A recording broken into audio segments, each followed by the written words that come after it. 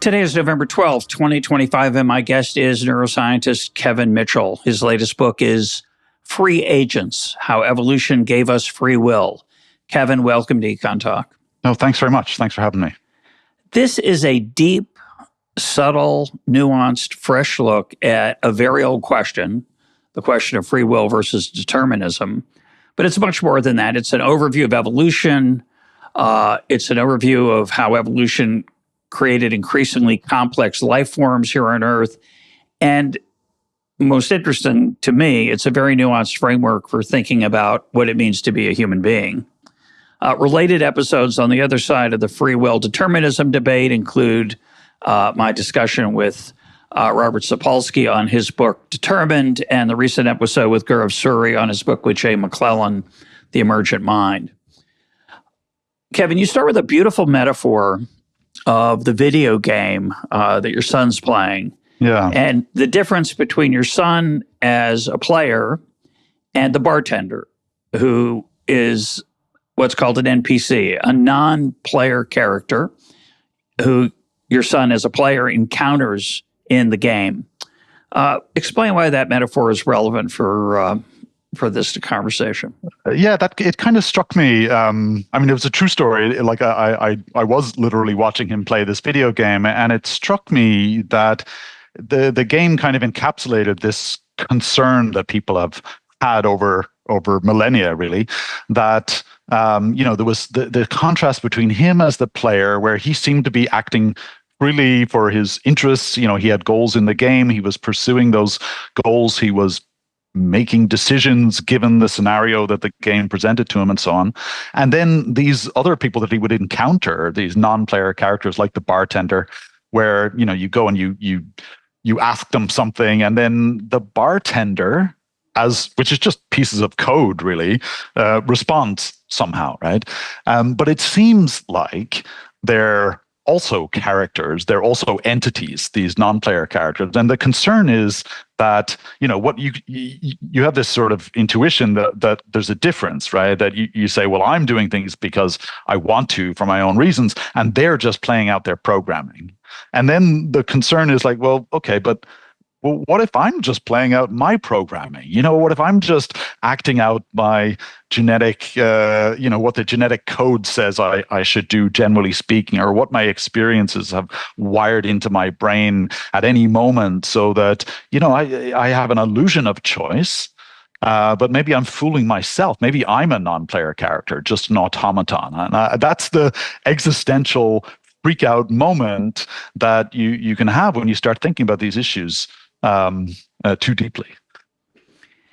And, you know, it comes down, one way to capture that you talk about in the book is the question of agency. Yeah.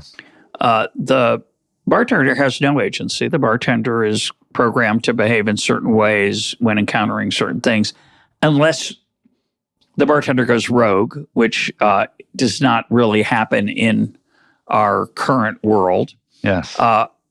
Or the makers of the game could introduce a random element into the bartender's behavior, but even that is pre-programmed. So the bartender is clearly has no agency. Yeah. The worry is that, well, your son doesn't either. You know, he's supposed to do his homework, but he's gotten to this terrible habit. We'll talk about habits a little bit. But he's gotten to this terrible habit of playing video games, so he thinks he's choosing to play the video game, when in fact he's just a victim of his own, as you say, his own code. We're all just code, whether it's DNA or our past or our nurture or nature, our life experiences and so on. So to make this even more vivid, I want you to make the reductionist case for determinism, the hard version, the strong version. And I think I have a horse in this race. I want to confess, listeners know, I would like there to be free will. I am troubled by the determinist case. I find it difficult, but I wish it weren't so. And so I found your book very comforting in that sense. Okay, good. But in my reading, you do a very fair job in steel manning, as the expression goes, and giving a fair version of the determinist case. And you make it a number of times in the book, and I think each time you do it well. So make that case, the case that there's no free will. Right. So the sort of strange thing about this is that it seems like we go about making decisions all the time, right? That seems to be the kind of bedrock of our experience. And yet there's these lingering doubts that people have had for thousands of years about how this could possibly be the case. And if it was trivial to rebut them, then there wouldn't have been a need to write the book, right? So they have some purchase. I mean, these are strong intuitions once you start thinking about them. And the first level is the level we already talked about, the idea that it seems like we're freely in control of our actions, but actually we're being driven by our habits. We're being driven by the psychological programming that's in our minds based on our past experiences. And I think, someone like your previous guest, Robert Sapolsky, would argue for that. He would say that all of the experiences that you've had to date are shaping your mind and your brain in such a way that when you encounter some new scenario, you develop the intent to do something, and you do that, right? You do what you want to do, but the emergence of the intent is not up to you. You don't have a hand in that. Your brain is just suggesting it to you. And you feel it, but that's an illusion. So the argument is that that's an illusion, exactly, that you're not really free when the intent just pops into your mind and then you carry it out, right? That would be the argument. Now, I'm going to jump ahead and say, I just don't buy that argument. There's lots of evidence that the intent doesn't just pop into your mind, that in fact, you're actively involved in making the decision about what to do. That the intent is the end point of that of that process that you are actively engaged in, right? It doesn't just appear most of the time. I mean, in some cases it's true, but not. One of the key things here is you shouldn't extrapolate from what happens in one kind of scenario to every kind of scenario. And I think that's a mistake that people have made across this literature generally. Okay, so we've got this sort of psychological intuition that maybe we are really non-player characters, right? We're just driven by all of our past experience to not really have a choice in the moment, just at a psychological, cognitive kind of level. But you can go below that, right? Neuroscientists are very much materialists in that they're interested in how the machine works, right? And as neuroscientists, we've been incredibly successful in getting in there and studying what's going on, not just in people's brains, but in animals as they're making decisions, right? So we can, with things like neuroimaging technologies, where we can scan someone's brain while they're making decisions, we can kind of see the cogs turning. We can say, well, look, I see something happening in your brain when you're making a decision, and it's in this circuit or this circuit. And if you make this decision, I'm likely to see more activity in your amygdala or your prefrontal cortex or wherever the case might be.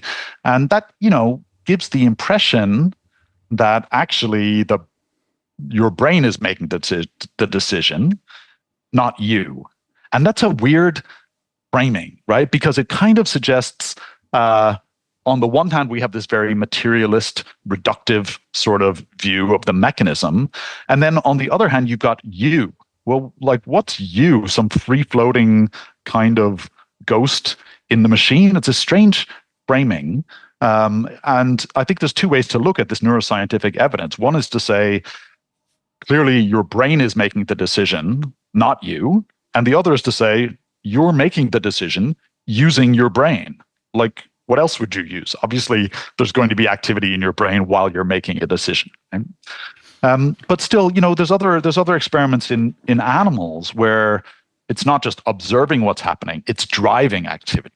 We can go in and we can activate specific parts of an animal's brain, and we can make it go to sleep. We can make it move forwards or backwards or roll around. We can make it hunt. We can make it do reproductive behaviors. All sorts of things can be kind of remote controlled in mice and rats and so on. We can even change the way that they think. We can change their decision making so that they're more risk averse or they're more impulsive or something like that. And once you can do that, when you can control the machinery of decision making, it really just focuses the mind on the mechanistic aspect, and it leads to the kind of intuition that the whole organism as an agent is actually not doing anything. It's a place where stuff is happening, but it's really being driven around by what's happening within its parts. And that's obviously a concern. Right? I just want to mention, we had Patrick House and Yitzhak Fried on for an episode where they talk about they were doing brain surgery. Yitzhak Fried was the surgeon. Patrick's a neuroscientist, but Yitzhak Fried's a surgeon, and he's trying to reduce seizures. And he's got this young woman's head, her top of her head off, and he's in her brain. And he's poking around to make sure that when he takes something out, he doesn't hit something, quote, important. This all seems pretty important. But he's running a sensor around. And one of the things he does, he pokes in at one point and she starts giggling. And he says, "What's so funny?" And of course, she doesn't have an answer. There's no answer to that. The right answer is she's giggling because the humor part of her brain's been stimulated electrically by a surgeon. So she makes something up. She says something like horses are funny, and because there's a horse somewhere I can't remember the exact detail, but that's disturbing because we think we laugh because things are amusing, but you could argue that we only laugh because our neurons fire in the laughter region and we exhibit a, chuckling or giggling. Yeah. And so a lot has been made of these kinds of cases where, especially in people with neurological damage to some part of the brain, they can do things for reasons that they're not aware of. And then when you ask them, they often make up a story. It's called confabulating, right? So they make up a story. They're trying to interpret their own behavior because they don't have access consciously to some processes that they normally do. And then they make up a story post hoc, right? And so this is an example where people have, I think, over extrapolated from that kind of data. So they say, okay, well, here in these patients with neurological conditions or under conditions where it's a particular experimental setup that uses some psychological thing, it gives you subliminal processing that you're not aware of, sort of a sneaky psychologist design, right? You can also get people to confabulate even when they have, they don't have any neurological damage. Right? And the claim is that it's all confabulation at the extreme, and that's the extrapolation. I want to be fair to Gaurav Suri, but to some extent, the argument in the emergent mind is that your neurons are firing and you're responding. You're moving your arm. You're running around. You're spending your time imagining something in the future, whatever it is. And you convince yourself you're doing that because you had a reason. But it's all part of the hardware running in the background. Yeah. And that's one extreme. The other extreme is, which I find even more interesting, is the Big Bang. It's what William James calls the iron block, that everything from the beginning of time was inevitable. If once the Big Bang happened, it was inevitable that in 2025, Kevin Mitchell would be a guest on EconTalk, and we'd be having this conversation because it's all physics. Yeah, it's all atoms and molecules, and what's wrong with that? What's wrong with that argument? So it's a very seductive argument, and it carries a lot of force. So the idea is, we started at the psychological level. We said you're psychologically determined to act in certain ways, and then we went down to the neuroscience level and said, the implication is, look, all that psychological talk is kind of epiphenomenal. It's not really causal. The fact that you believe something or desire something is not actually the cause of your behavior. It's these neurons firing in the machine. Right? So it reduces behavior to a kind of the output of an electrical engineering system almost, right? So at the neural level. But why stop? Why stop at that level? You can keep going down because you can say, well, look, neurons are made of molecules and atoms, and they're going to obey the laws of physics. So everything that happens within you is actually dictated by the laws of physics.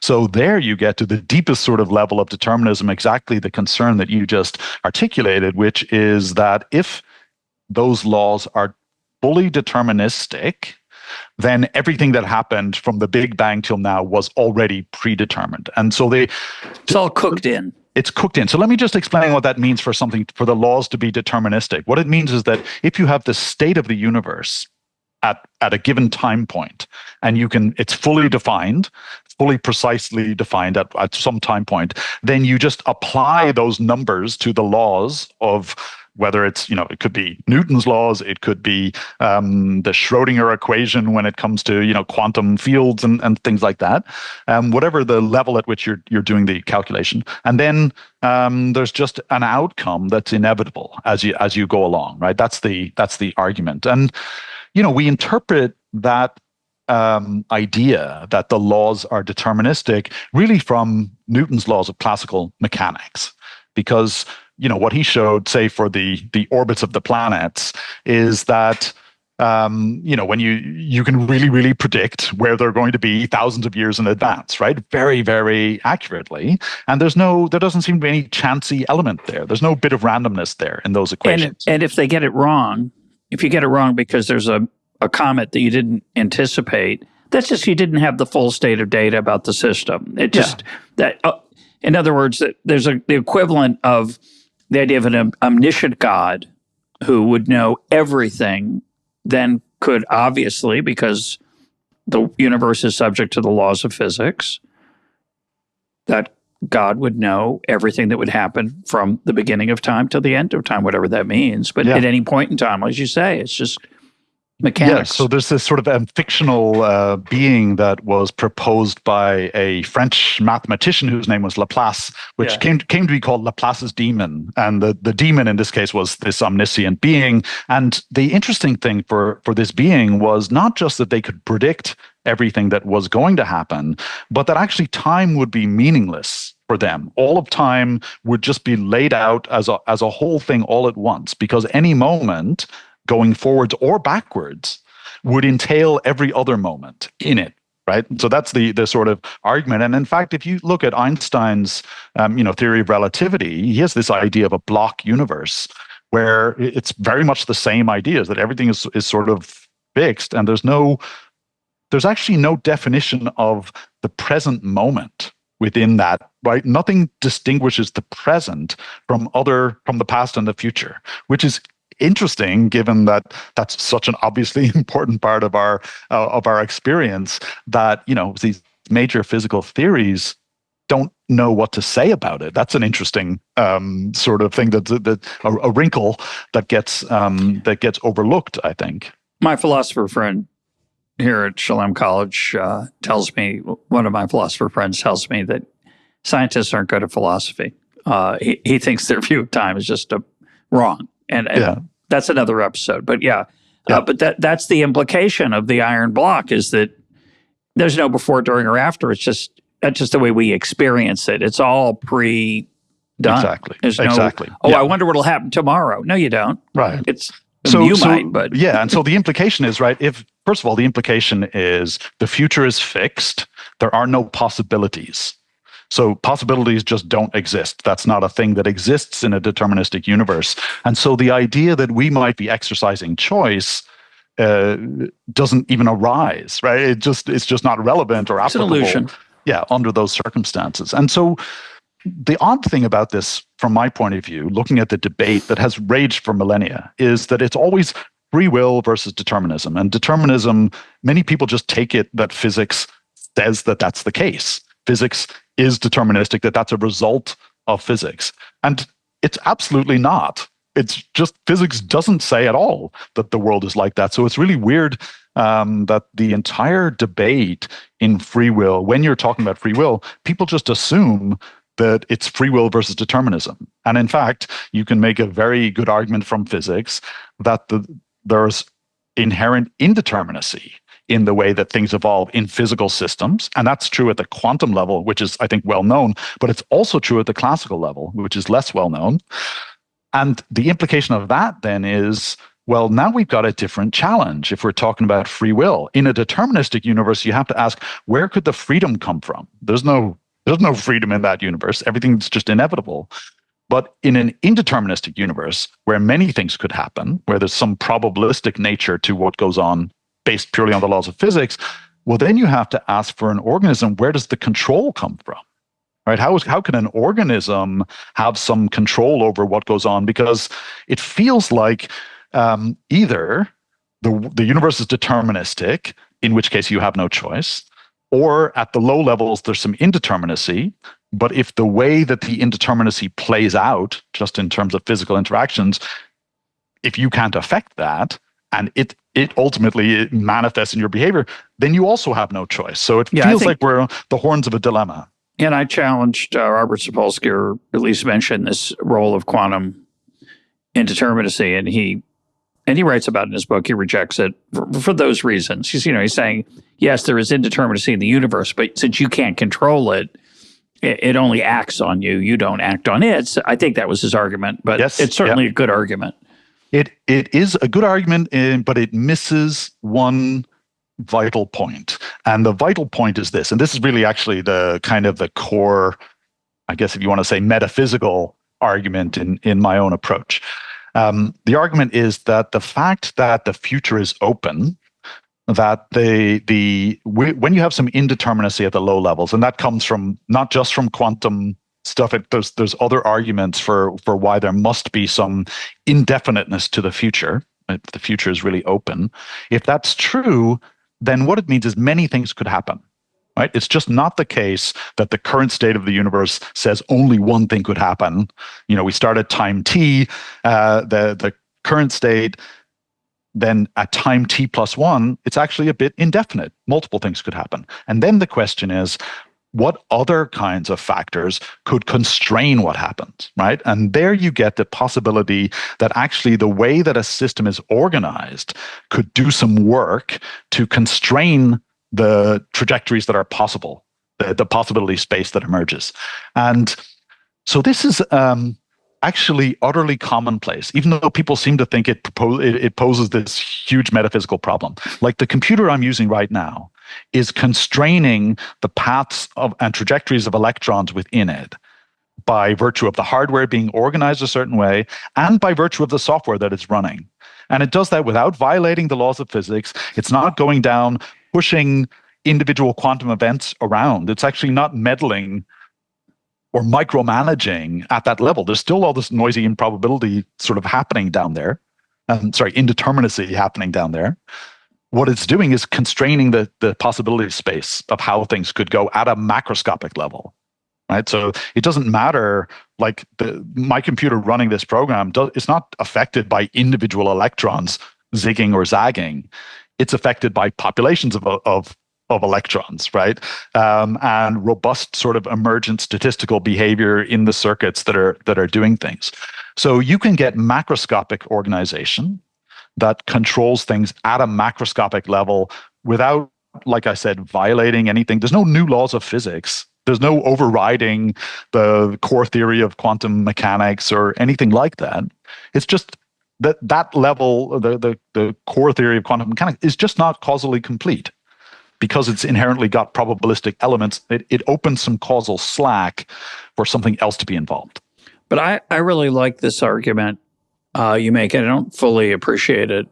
It's very subtle about how the system itself is affecting the question of say, agency. So I want to talk for a minute about evolution, which is the way you frame, again, I'll say it this way, the way you frame the human experience. Mm-hmm. So in one view, in the determinist view, my choices and freedom and agency is an illusion. And I'm fooling myself. And that's just built into the hardware and software of the human body and brain. You have a different view, or a different way of thinking about it. And it takes you 300 pages to really lay it out. So I don't want you to try to do this in a 144 characters, but try to give us the flavor of why a different perspective on what we're doing and where we came from and how our the processes of the human biology are relevant to this question.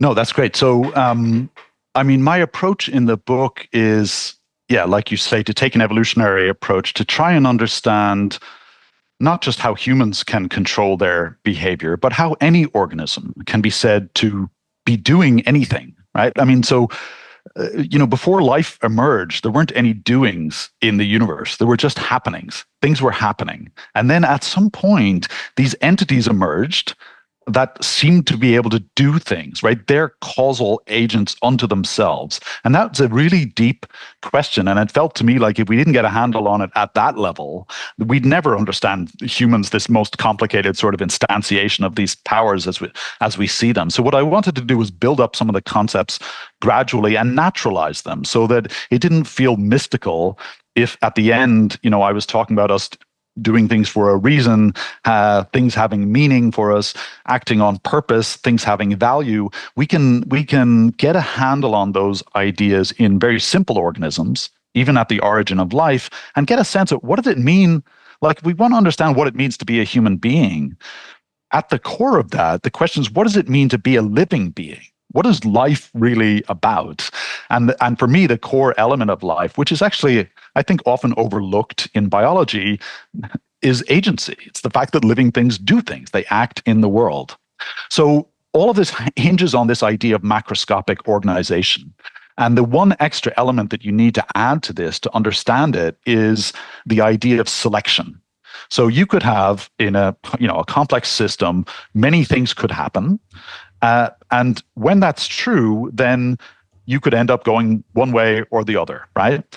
Now, the question is, can you arrive at an organization that is better at persisting as a pattern than another organization? And just randomly, by chance, somewhere in there, you'll get some patterns of activity that are sort of self-reinforcing. So in our world, on our planet, that emerged as sets of chemical reactions that reinforce each other. So you get these sets of reactions where, the product of one reaction is the substrate for the next, and you get these sort of interlocking cycles that all reinforce each other. And it's thought that these probably started out as what we call geochemistry. So it was chemistry in probably like deep sea vents that started to produce organic molecules with lots of hydrocarbons, basically, doing these sorts of complex interlocking chemical reactions that ultimately became a pattern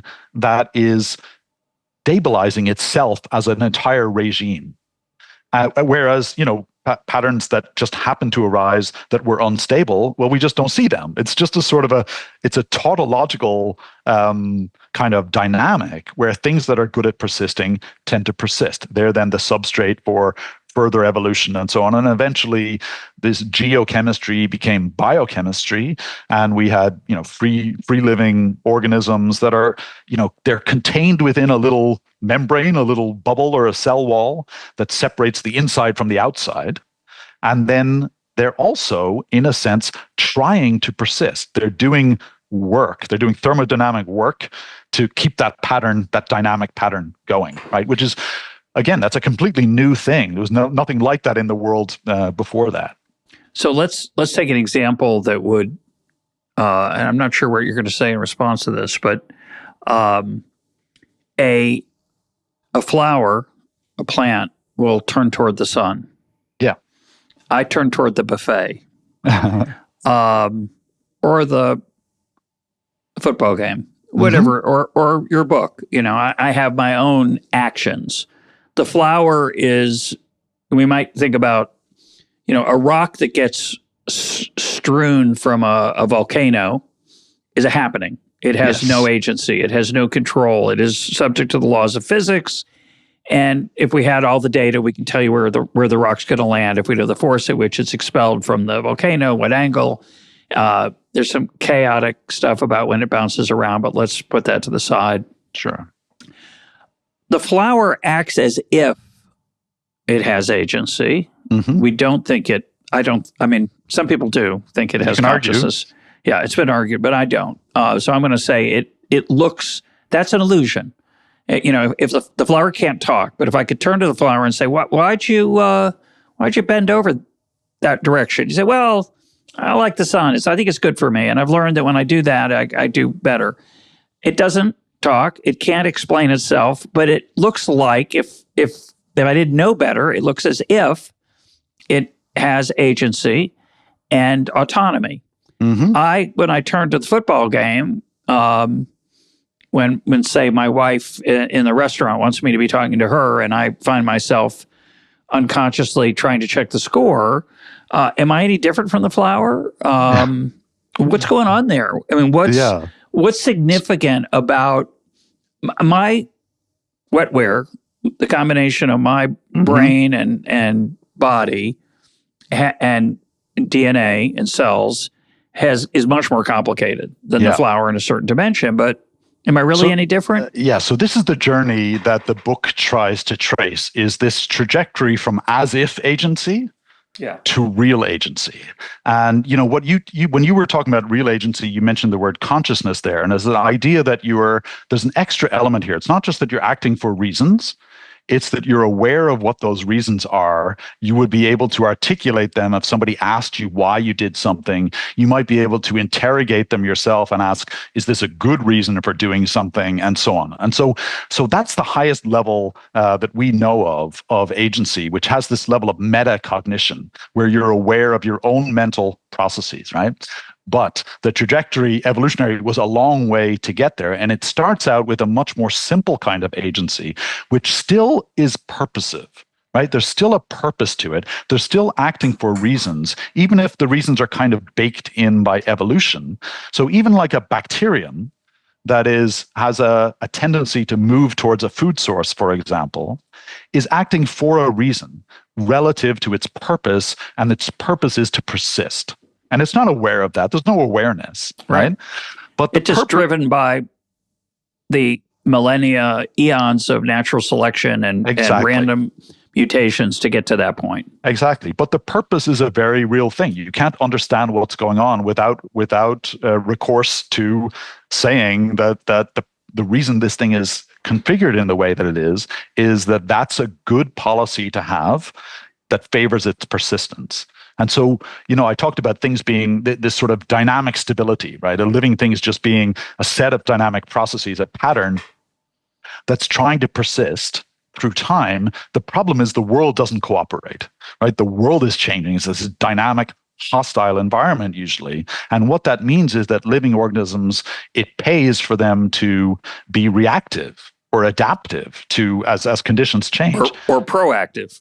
Even better is to be proactive, exactly, to anticipate possible changes in the environment. And so what organisms have evolved, and this includes the very simplest organisms like bacteria, is a way of gathering information about what's out in the world and a way of linking that to a policy or a decision about what to do about it. So our little bacterium has a policy sort of biochemically wired into it that when it detects food through this receptor that sits on the membrane of the cell, and it gives a little wiggle inside the cell, then the cell changes its direction of motion, right? The little bacteria, they swim around with kind of like an outboard motor. Right? So what's interesting there is that if you look at that system, you might say, okay, well, clearly the bacterium is literally being pushed around by its parts. You can see individual proteins inside it changing their biochemical conformation or activity, and the eventual result is food out here, bacteria moves this way, right? And that's basically the similar to what I was talking about with the neuroscientists, where they say you only did X because this part of your brain was active and it connects to your muscles in this way, and this was the action that was instituted as a result of that. However, I think what you can do is actually zoom out a little bit and say, well, wait a minute. Actually, if I give my bacterium a food source like that, it doesn't always move towards the food. It depends what else is around. It's actually integrating lots of things. I mean, when we do an experiment that's the only thing we have in the experiment is there's some food over here and there's a bacterium, then we get a pretty reliable result, even though it's executed in a probabilistic fashion. But if we put other things around, now that's much more naturalistic. Now our bacterium is having to act like a holistic agent. It's having to say, wait, okay, there's a food source over there, but maybe the pH of the solution is too low over there. That'll kill me. Or there's other kinds of things. Or maybe maybe their metabolic state is actually fine. They're not low on fuel, so they don't need to go towards food. Maybe they're dividing, whatever it is, right?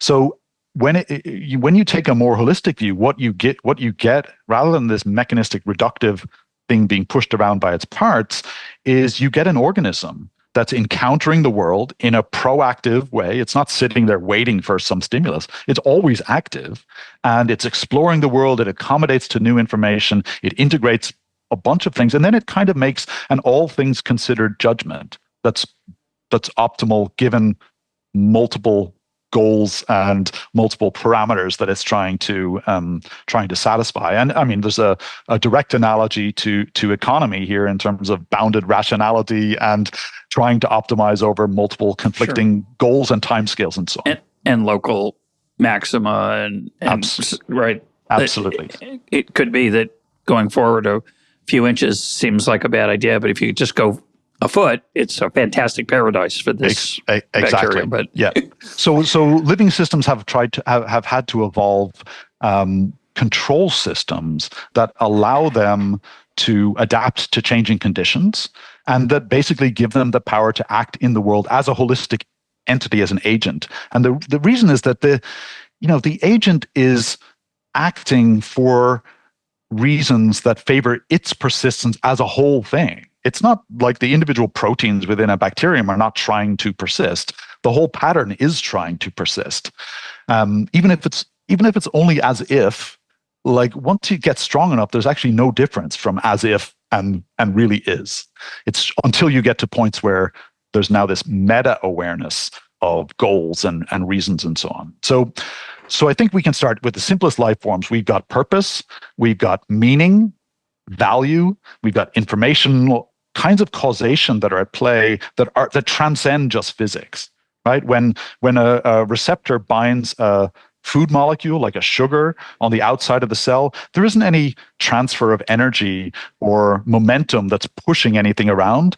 There's just an informational change. There's a confirmation of the protein inside the cell that is a signal, right? So we have a kind of causation that, again, is not at play in any non-living part of the universe. This was something that came along with life. Well, the thing that's beautiful about it is the way I would phrase it, take it probably from you, is that it's not mechanistic. It's not determinate.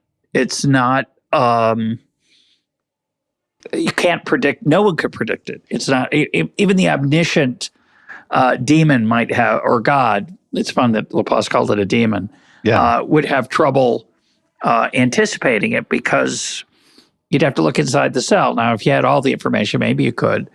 But the other thing I want to emphasize here, which I think is the reason the book is so thought-provoking, I want to go back to my football game. Yeah. So I'm not going to make it about me because I don't want anyone to draw any conclusions about my marriage. But let's say, Kevin, you're, we'll call it Keith. Keith is at a restaurant with his wife, Kathy. And Keith, in the middle of a conversation where Kathy's sharing something personal, finds himself turning his head and looking at the game.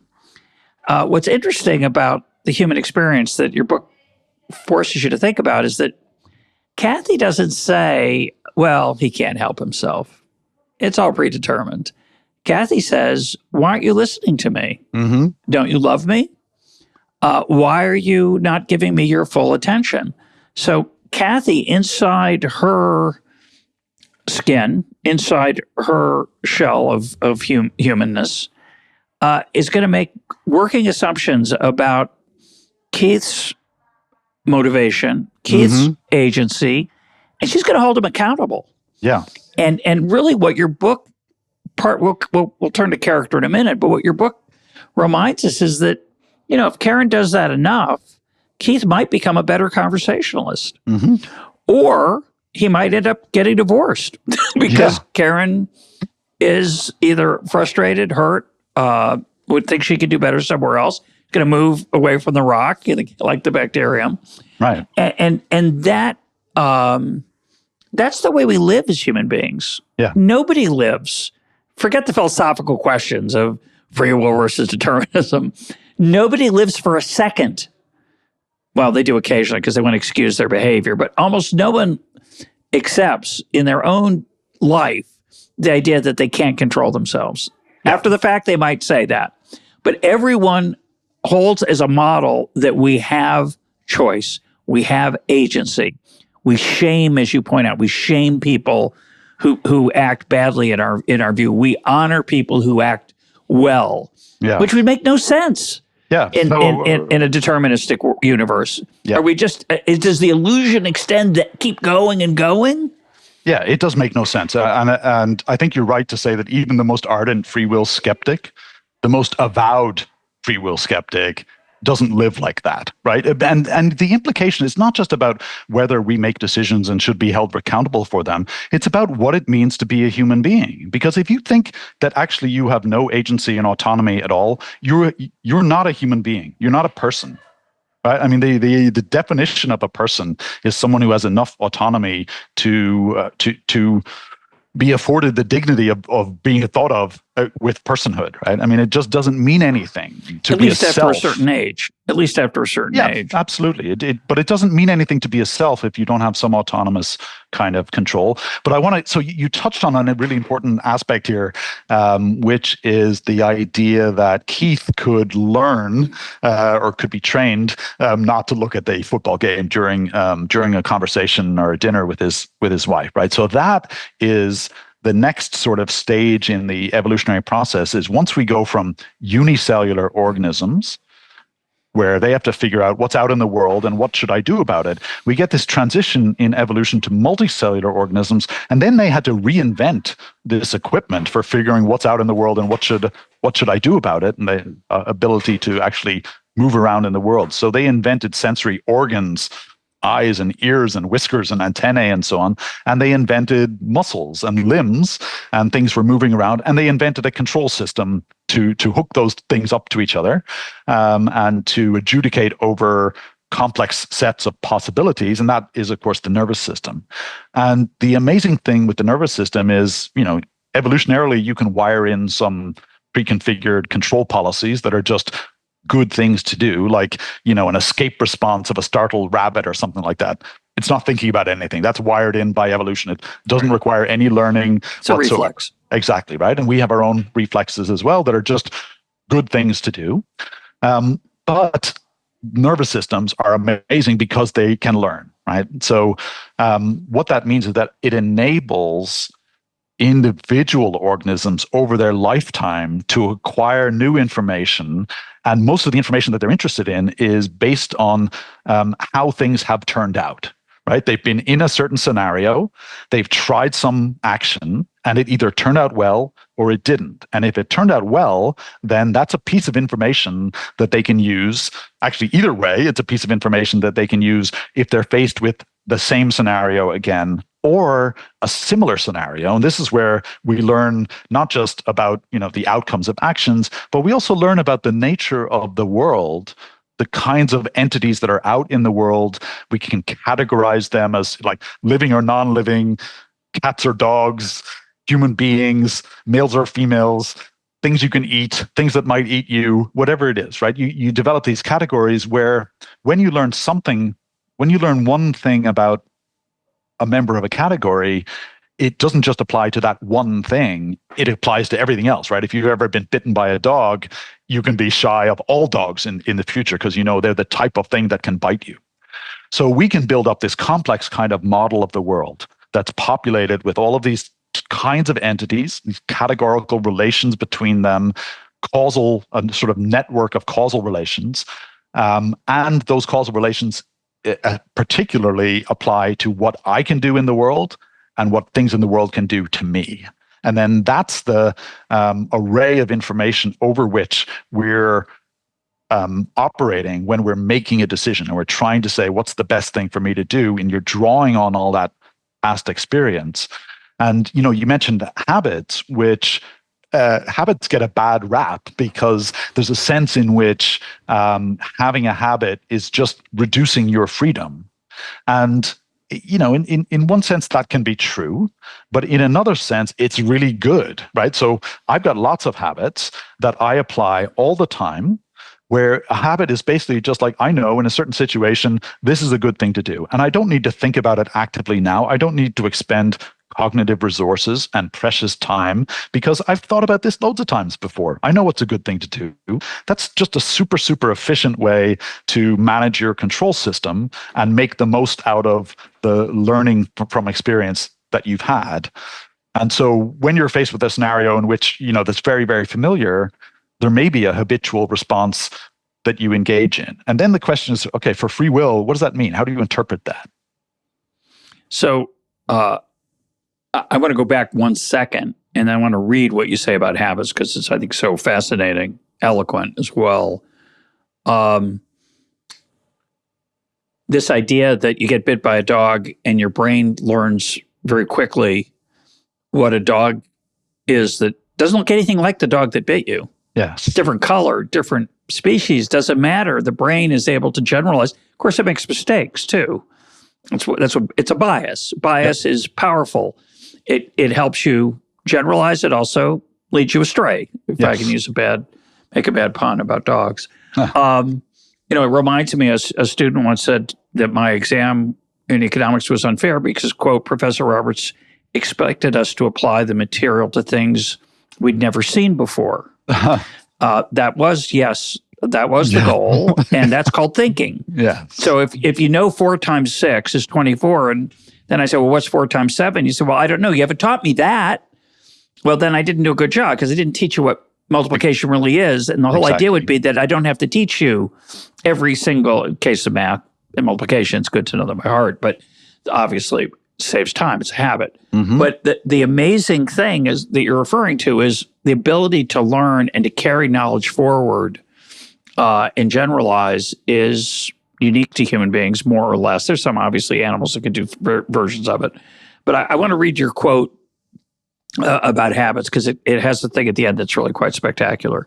Quote, we tend to think of habits as bad things, but really they are tremendously useful shortcuts that enable animals, including us, to navigate familiar settings and scenarios in adaptive ways with a minimum of cognitive effort and time expended on deliberation.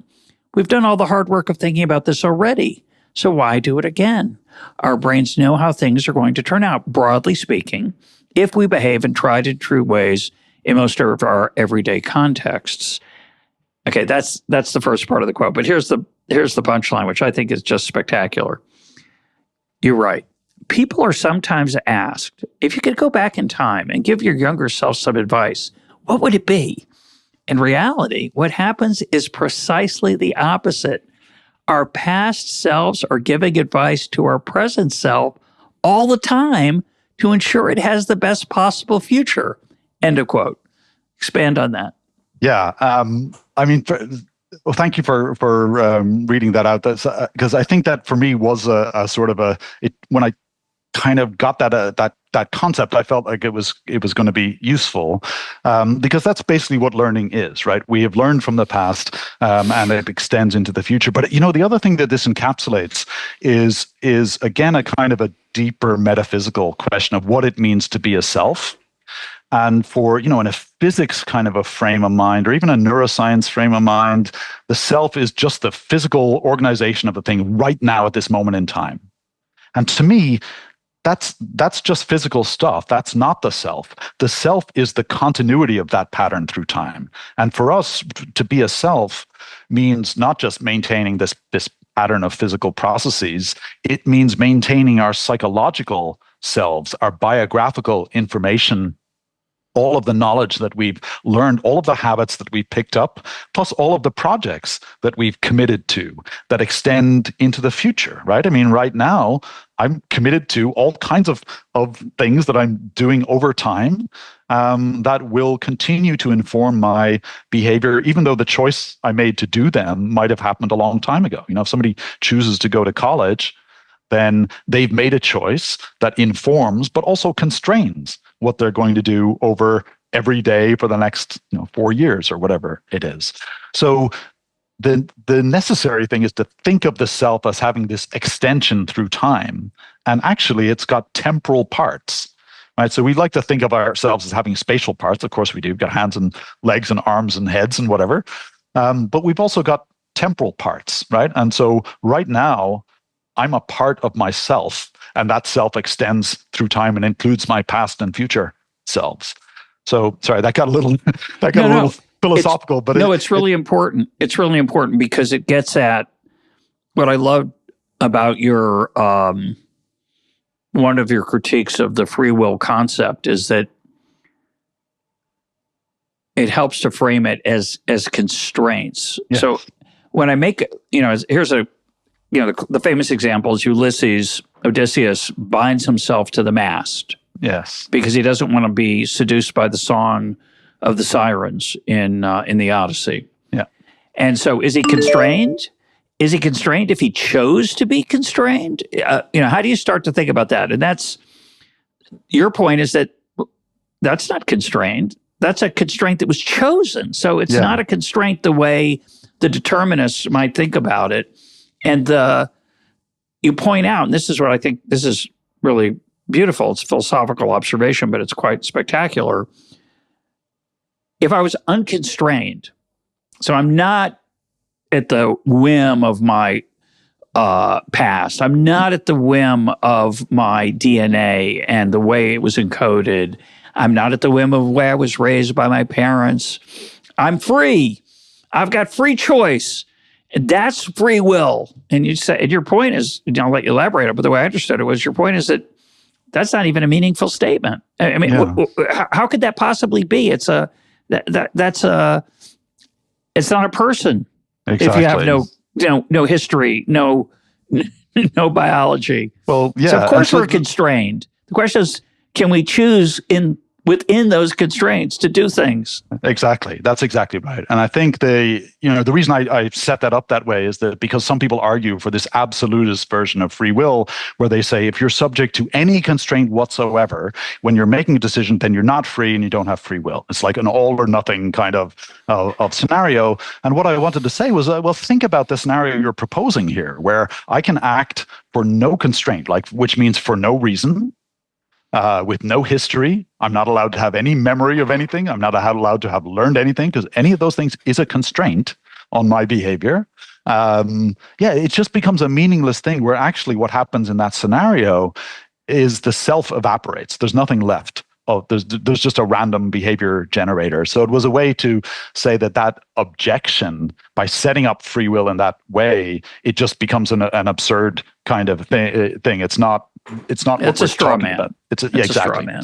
Exactly. And much more realistic is to say, well, yes, I am constrained. I'm constrained to act like a human being by millions of years of evolution, and I'm constrained to act like me by all of my past. And me acting like me is just what it means to be me. There isn't anything else.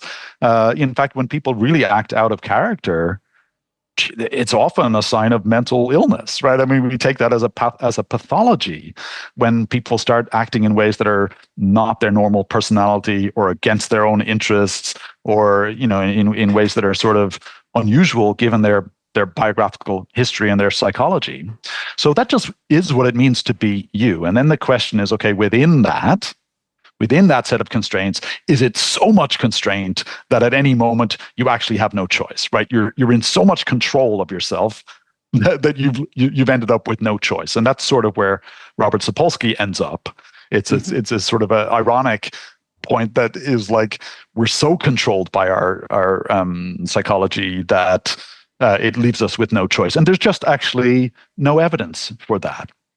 And in fact, when we're making decisions under conflict, I mean, it's like there's lots of habitual things that we do where we pre-decided, that's fine. There's some scenarios you can imagine where you don't care what the outcome is. If I say, do you want Coke or Pepsi? You may not have a preference. And so, but, if I'm your waiter and you're there at a restaurant and other people are waiting for you to make your decision, there's a time constraint. What's important is that you decide one or the other, right? And actually, there's very good evidence that we can use kind of some of the noisiness of our mental neural processes as a resource to break a tie there, for example. So when you don't know.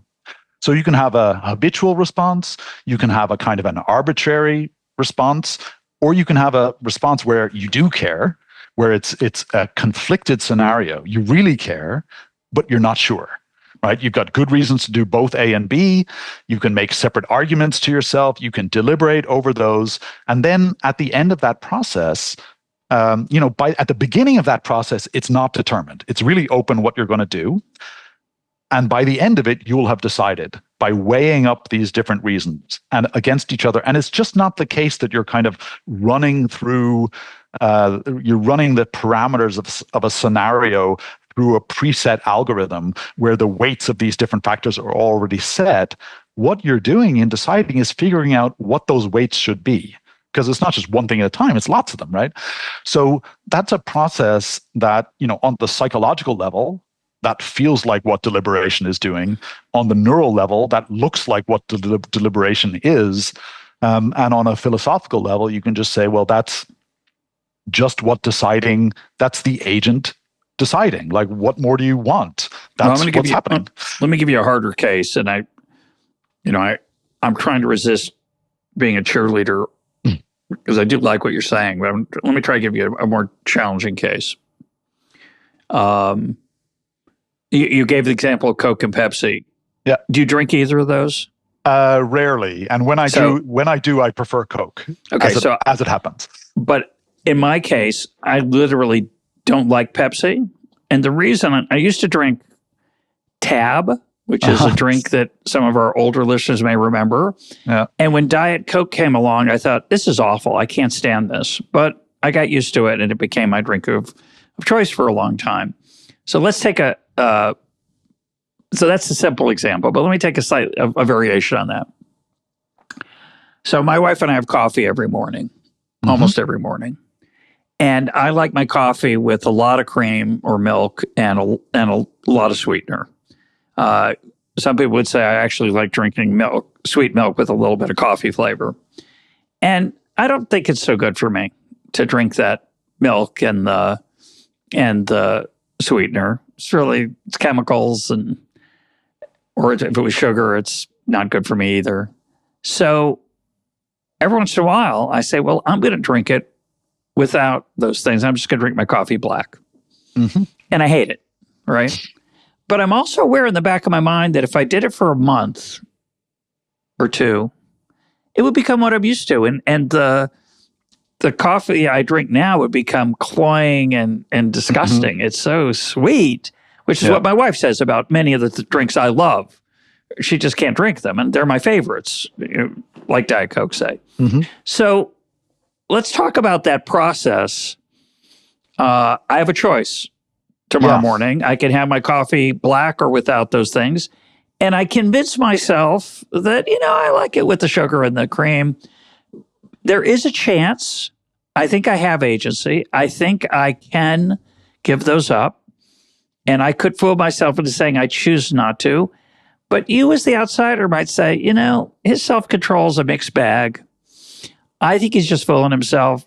He's had it with the milk and the sugar or the sweetener so many times, he can't choose anymore. He's stuck. That habit has burned into this is a variation on what I asked Gaurav Suri about. I've lost my autonomy there. How do you think about that kind of situation? Yeah. So first of all, I think there's a whole kind of suite of things happening there, right? There's a whole set of conflicting, conflicting motivations that you're trying to navigate through, right, and operate over. And so, what's interesting is that as a human being, you have some awareness of those things, some meta awareness of those things, right? So any animal can do things for reasons. Many animals can learn things about the world. They can think about what they should do. They make decisions and so on, but they don't necessarily have this extra level, this metacognitive level where they're aware of those kinds of things and they have an ability to plan further into the future, which is really the human's cognitive superpower, is that the future for us is open-ended, right? It's not just an hour from now. It's not just a minute from now or a day from now. It's we can think millennia in the future if we want to, even after our own lifetimes.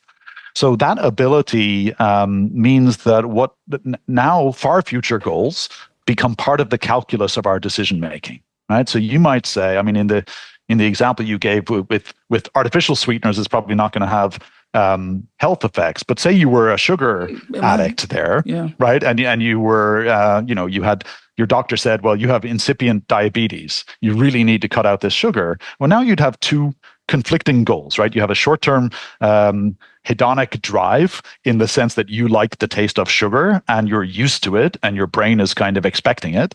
And then you have this longer-term conflicting goal, which is you don't want to become unhealthy. And so you're trying to weigh these things up against each other, right?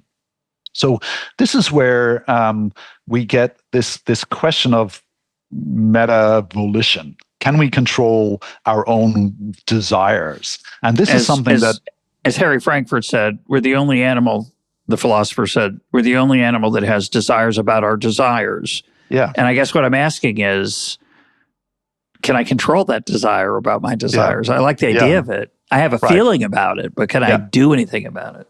So I think what's interesting, you can phrase that question in two ways. You can say, is that something humans can do as a species? Is that an ability that humans have, generally speaking? And then you can ask, maybe it's also true that some humans have it more than others, right? I mean, it's perfectly possible that what we call free will in humans on the philosophical front is basically equivalent to what psychologists call executive function, which is the ability to control impulses, to operate with multiple things in your mind at the same time, to keep something in working memory, to switch between tasks if conditions change or payoffs change, and to resolve conflicting goals over multiple timescales. And some people are better at those things than others. Some people are more impulsive than others. And I think that's true for multiple reasons. It's probably true in terms of just some innate traits that people have of being more impulsive or not, but it's also that these are learned skills, right? Executive function is not just a bunch of faculties that emerge from nowhere. They're skills that we learn. And those, I mean, anyone who's raising kids knows that we go to quite some effort to tell them, no, you can't have everything you want the second that you want it, or you have to put your own needs behind someone else's. You have to share your sweets. You have to, act in a pro-social way, right? All of those elements are inculcating skills of self-control and rational and also especially pro-social behavior on which our culture and civilization depends. So all of those elements, they require this meta capacity for meta volition, and that's effortful. And over a lifetime, it begins with a kind of a teaching or indoctrination, but eventually those ideas, it's good to share things. It's good to not be selfish. It's good to plan and not be, have an immediate gratification all the time. They become, internalized, and they become part of our cognitive machinery, basically, that informs what we're doing. Not just, what do I want to do now, but what should I want to do now? What should my desires be here? It's a kind of a conscience, right? An internal check that eventually, ultimately manifests in what we call morality as an emergent, not just as an emergent system in a society, but as an emergent suite of psychological faculties that we each employ, unless we're psychopaths, in our daily lives. So I want to talk about that for a minute, maybe more than a minute. It's such an interesting question. One of the most powerful parts of that William James essay I mentioned, The Dilemma of Determinism, is he points out that if you think everything's predetermined, he gives an example of a brutal, sadistic murder of a man who kills his wife and, despite her pleas for mercy, kills her in a very horrible way. Most of us would believe that he could have done otherwise. He was not an automaton. He was not programmed in any way to do that.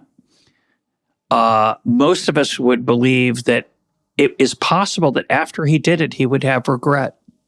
It is also true that many of us would judge him. And James's point is that all those emotions, judgment, regret, the decision to go through with this in a rage or in calm. He was calm, to make it a better story. Those are, in a deterministic world, those are just meaningless. There's nothing, you can't judge him. It was predetermined from the Big Bang onward. Shame, one's own shame is meaningless. You should not be ashamed. In the deterministic world, you should never be ashamed of something you did because you had no choice. Yeah. And we all rebel against this in all kinds of ways. And in determinism, you bear no guilt for your actions and you earn no praise. So this idea that character is something you build or that you inculcate in your children, again, is just a pitiful human error. Yeah, it's just a conceit or an illusion. Yeah. And James has a fascinating set of observations about this, but again, I don't want to go down that road. But here's my question. I think we both agree that it's not a world I want to live in, and I don't think it's the world I actually live in. So let's say through a set of, well, I'm not going to say how it happens, but I become a better person. My character improves. I don't look away from my wife at the football game. I give up the sugar in the coffee. I help more old people across the street carrying their groceries for them. I give up my seat on the bus for someone even older than I am. And people give up their seat all the time for me, which is fascinating, here in Jerusalem at least. So I become a better person. I visit more people in the hospital, et cetera, et cetera. And I feel good about myself because I used to be really not so nice. But should I feel good about myself? I mean, isn't that just another example of how I was raised? I may have rebelled against it or, younger. Just another example of the suite of neurons and other things I have in this skull of mine. Should I feel proud of myself? Quietly, of course, quietly. Right. Yeah. No, I mean, all of these things are super interesting, and I guess there's multiple levels to these processes. So the first thing, thinking about these emotions, we have these social emotions, right? So shame and guilt and praise and admiration and so on. These are social emotions that are that they arise in response to people's actions, judged through the lens of whether they're pro-social or not. And I think, evolutionarily speaking, you could see why a species that relies on pro-sociality would have these emotions. They have a functional role to play in making sure that we keep each other acting in the way that's most beneficial for everybody, right? And that's why we have been able to survive in communities. So there's a sort of a naturalistic way to think about morality as just a system that helps reinforce pro-social communal behavior that then gets internalized into our psychology. Now, the other one that you mentioned there was regret. And this becomes amazing because regret is actually guiding our actions all the time, but in an anticipatory way, right? So a lot of the time, what we're thinking is, okay, I've done something bad, something in the past. It didn't turn out well. Somebody, it was greeted with social opprobrium and shame because it was seen as antisocial. And I didn't enjoy that experience. And so I regretted having done that.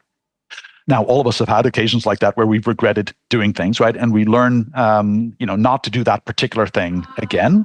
But we also can generalize beyond specific cases to say, if I did X right now, these would be the consequences. And some of them I might like, but some of them I would regret because other people would judge me in this way, or I might even judge myself, right? I might disappoint myself in that situation. And then the anticipatory regret is part of the system of decision making, right? That's one of the parameters that is weighed when you're judging different kinds of scenarios. So this forward-looking aspect of our decision making, informed by our past, through the lens of other people's judgments that might occur if we did A, B, or C. That all of that is crucial to the way that we guide our own behavior and the way that we build our own character. And I think the distinction between character and personality is really interesting. You can think of with infants say we talk about things like temperament, where some infants are just more active, say they're higher surgency, they call it, than others, right? But you can't tell if they're extroverted or not because it just doesn't make any sense for a baby, right? But later on, they will have these personality traits, how conscientious they are, how neurotic. I mean, we talked about how impulsive people are and things like that, that are, they're really sort of not things that we choose. They're underlying predispositions. And I have a previous book called Innate, which is all about how those things come about. But the idea that our behavior then is just determined by those things in a way that sort of doesn't involve us is just a naive misconception, right? There are predispositions, but they're just a baseline. They're just a kind of tuning of some internal parameters that inform how we meet the world and how we engage with it. But over time, what we're actually doing is building up these characteristic adaptations to our experiences, given the way that we've felt them and experienced them, which is partly due to our innate psychology and so on. So you get this sort of emergent kind of entrenchment of what becomes character through our experiences, but not in a way that those experiences are just things that happen to us, where we're passive in this process. If we're actively making choices, then the way our character emerges is as a result of the accumulation of all those choices that we have made, some of which are choices about the basis on which we've made those choices, right? Yeah. So, it is, I hope, a more nuanced kind of view of character as this thing that emerges through a trajectory of a lifetime, that we are involved in that. It's not just things that happen to us. It's our active choices. And again, some people are more actively aware of, more mindful of those things than others. We can be more mindful of them on some occasions than on others. I think if we're harried, if we're stressed, if we're tired, we're probably acting in different ways and ways that might, that we might say, oh, I regret doing that. I shouldn't have done that. I shouldn't have said that. I shouldn't have snapped at this person. I was tired. I was irritated, and so on. And we understand that. I think when we're interacting with other people, we realize that not everyone is fully in control of everything that they're doing at every moment. And in fact, we recognize in extreme cases in the law, for example, that some people have diminished responsibility, people with mental illness or some kind of impairment, psychosis, with drug addiction or some kind of compulsion. We recognize that they have less of that kind of control over their own actions, or if they're inebriated, or even if they're a child versus an adult. We recognize that those are skills that emerge through time and they require maturation and experience. So, rather than having this sort of thing where it's either 100% free will, totally unconstrained, this magic metaphysical sort of nonsense notion, or it's like the choices are either that or you're just robots carrying out your programming at every moment. There's no reason to accept either of those extremes. We can have a position in the middle where we say free will is what is the term that we use for an evolved suite of biological capacities that people may have to varying extents, that they exercise to varying extents, that may be constrained to varying extents in different circumstances and conditions. And all of that is a way of recognizing, I think, our core humanity as being autonomous agents, but also, recognizing the limitations on it and the ways that it can be infringed in many, many different kinds of ways. Well, the thing I like in my individual interactions with other people, or at least the way I like to think of myself trying to be, and the way you talk about it, I think is very powerful, and the way you write about it. Behavior is multifaceted. It's not caused by this lockstep reaction to all these different factors. All these different factors are going on. and yes, we deceive ourselves, which we haven't talked about. We often will say, oh, I did that because, when in fact it was 12 things, or that person did that because, and it was 12 things. But one thing is, we like one thing. So, Yeah. But, when I'm looking at you and you do something that I think is cruel or selfish, I like to think that that's not all you are. Mm-hmm. I'm not going to pick the one thing. I'm going to say, well, maybe he was just really tired, and maybe he had a fight with a friend the night before, or maybe he got a bad visit to the doctor. And I really love not judging you when you fail. Mm-hmm. And I actually really like praising you when you succeed. So if you visit the person in the hospital, I'm going to presume you have a good heart, and not because you want to impress, say, your colleagues. Mm-hmm. So that's the way I want to behave as an individual in the world, looking at others. Yeah. Looking at myself is different. Looking at myself, I want to be a little tougher on myself. I also want to forgive myself, but that's a whole other conversation. But what I want to add is that the state cannot act the way I act. In other words, if the state says, oh, that was a criminal, a murderer, they probably had a bad childhood. Mm-hmm. And similarly, this person created something fantastic, but he doesn't deserve earning a lot of money from it, because it just means he had good parents, and he had an innate, he was on the far right-hand side of the right-hand tail of the focus, concentration, obsessive work, etc. Yeah.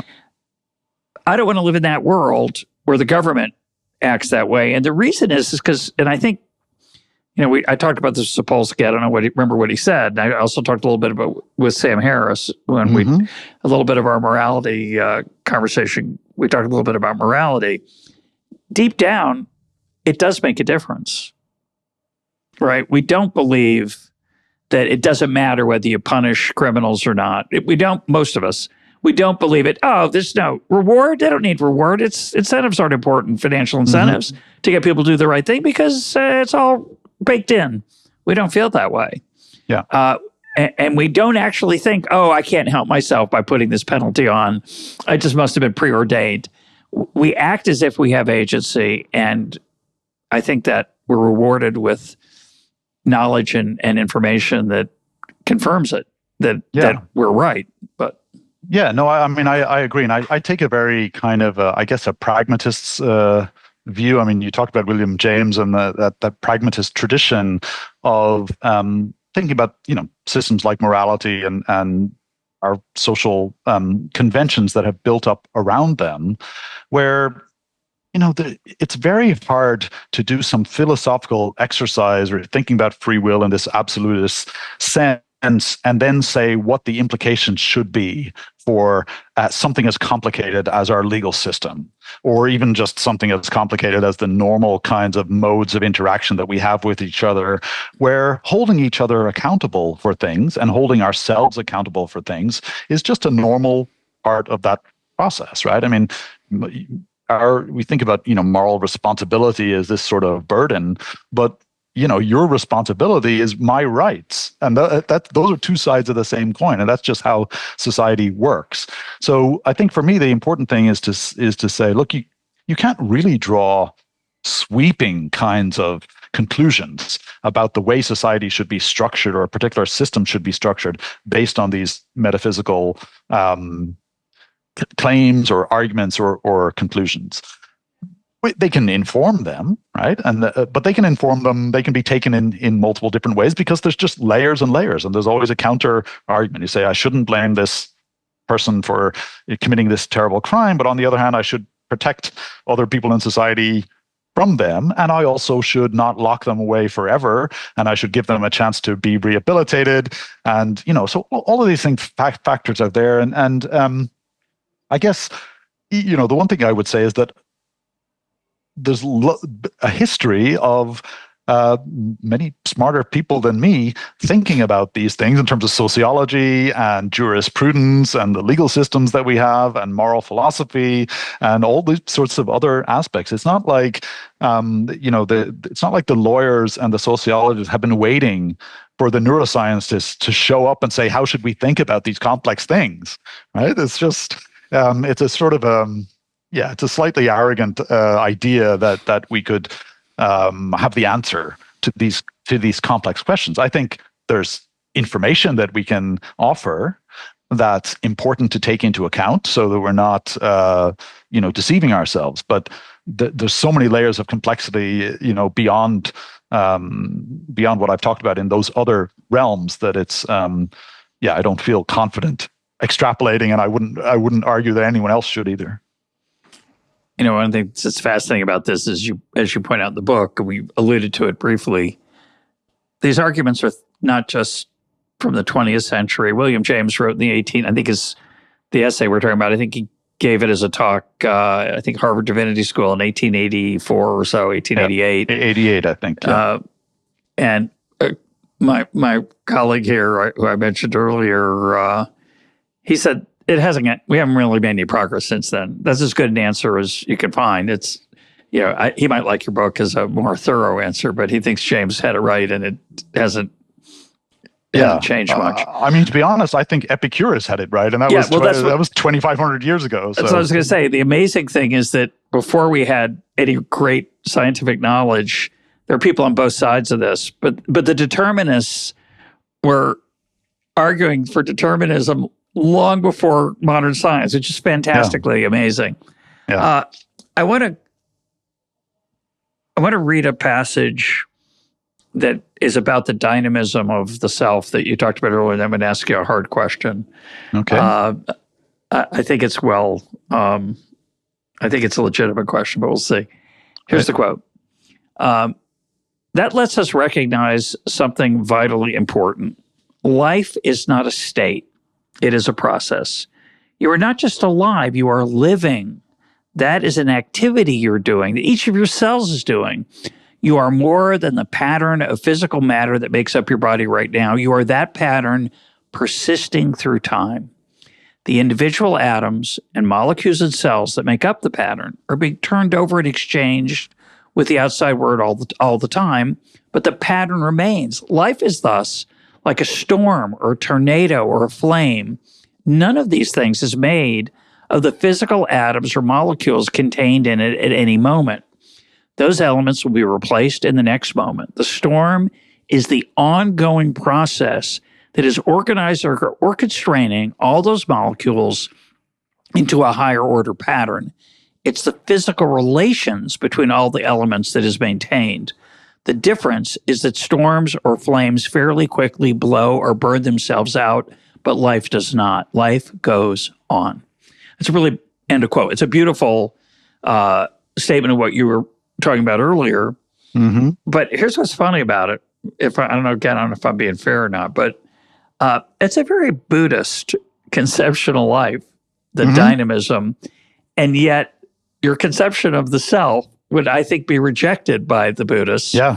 Because they believe the self is an illusion. That's right. So I don't know. Have you thought about that at all? I have. And do you want to comment on that? Please do. No, it's a great observation. Thanks for the question. I've had some discussions with Buddhist practitioners and philosophers about this idea.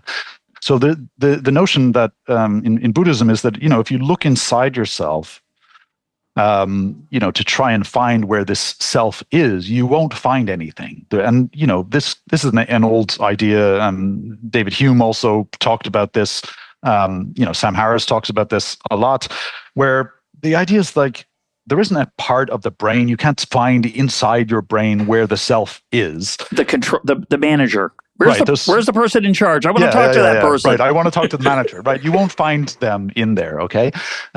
And I think that that's absolutely true, but it also doesn't mean that the self doesn't exist. And so there's a kind of a slight of phrasing here that happens when people say the self is an illusion, because illusion can be taken in two different ways.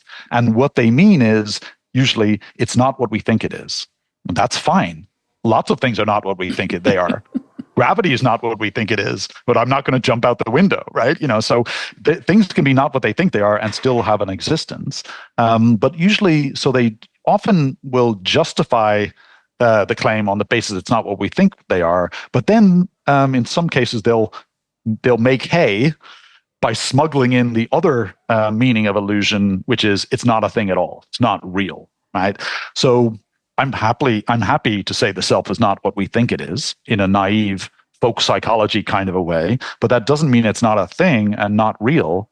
And I mean, you can draw an analogy. Basically, what I would say is that the self is this bundle of ongoing interests and all our memories and everything else about us, this pattern that persists through time, which in human beings includes all of the psychological aspects that are instantiated in that pattern.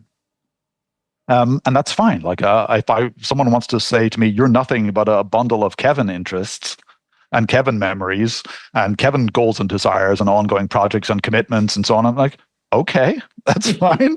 I don't mind that. I still, as a self, have some causal power because those things give me reasons, right? Now I've got Kevin reasons and I've got Kevin control over things that happen. So, you can say, just in neuroscience kind of terms, that the self is present in the way that there's a sort of a centralized locus of control, right? And it has to be centralized because we can only do one thing productively at a time, and so we need a system that actually can make an all things considered judgment about the state of the world and all our goals and so on, and then execute in a competitive fashion one option over another. That's just the way the control system is designed. And I mean, the other aspect you can think, well, we were talking about Coke and Pepsi earlier. If you go to the Coca-Cola building and you go into Coca-Cola and say, where's Coca-Cola? Where's this Coca-Cola, that thing, right? You won't find it in there. You will find managers and so on, but they're not Coca-Cola, right? The CEO is not Coca-Cola. There's a corporation that exists as a whole abstract entity that's ongoing. There's turnover of people within it. It exerts control as an entity in the marketplace and so on. And that's fine. I think that's right to think of a corporation as a holistic entity in that way, where you can't reductively identify some bit within it that is the essence of the entity, right? And I would think the same thing for us. So let's close with I'm going to make a confession, and I'm curious for your thoughts. I suspect, I don't know how many people are still listening to this conversation.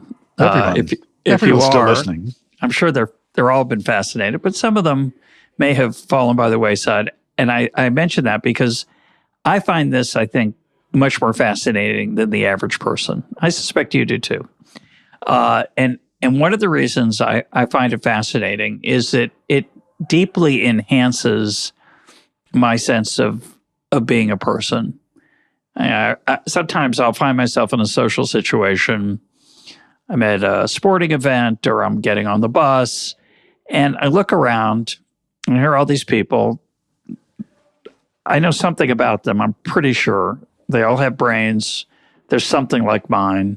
They're on their phone. They're talking to their friend. They're reading a book, whatever it is. They're gazing off into the distance. And this is not an erotic comment. I think about how strange it is that they're wearing clothes because we're all just a bunch of animals. And we have these weird civilizational pretensions of clothing and manners, and we're on a bus that humans created. And every once in a while, I think, it's really kind of an extraordinary thing that we're something more than just biological creatures. Mm-hmm. And more than that, we're biological creatures that think a lot about what it's like to be a biological creature with a brain. And I think we're the only biological creatures that do that, who wonder why we're here and make up or receive information about that question and think about it. And the reason I like your book is that it reminds me about that, and it forces me to think about it. And when I go home to dinner tonight with my wife and I give her my undivided attention, and I don't check my email or a sporting event, I feel good about myself. And I remember that that's not easy, and I'm going to work at it. And I'm curious, you spent a lot more time than I did with your book, writing it. Mm-hmm. Did it force you or change the way you go through the world in any way like that? I mean, so hats off to you. It affects me. Right. How about you? Yeah, I mean, it's funny. It was such a process for a long period of time that I imagine that it has changed me, but in such gradual ways that I might not have noticed. Sure. But yeah, there are occasions where absolutely I'll try to take a kind of a step back from the immediacy of, say, the emotionality of a situation, and recognize what's going on sort of internally, and say, okay, I'm not forced to think like this. I can have a broader sort of appreciation of what's going on. I think there's whole sorts of areas of psychotherapy actually that are really aimed at this kind of thing, where one of the elements of psychotherapy can be becoming aware that you are reacting to things instead of responding to them, right? So if you're very reactive, you can learn that, right? And you can learn sort of certain ways to not be like that. And for some people that it impairs their living, and it becomes a kind of a pathology, and they seek help for it, and so on. So those are ways in which that sort of meta awareness of the way that your mind is configured is valuable. And that the admonition to know thyself, I think is a kind of a power, right? It does give an extra power, and of course it's not easy to wield that at every moment. But I think it's worthwhile trying. My guest today has been Kevin Mitchell. His book is Free Agents. Kevin, thanks for being part of EconTalk. Thanks very much, Russ. It's been a pleasure.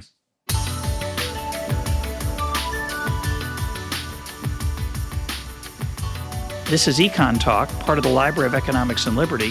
For more EconTalk, go to econtalk.org, where you can also comment on today's podcast and find links and readings related to today's conversation. The sound engineer for EconTalk is Rich Goyette. I'm your host, Russ Roberts. Thanks for listening. Talk to you on Monday.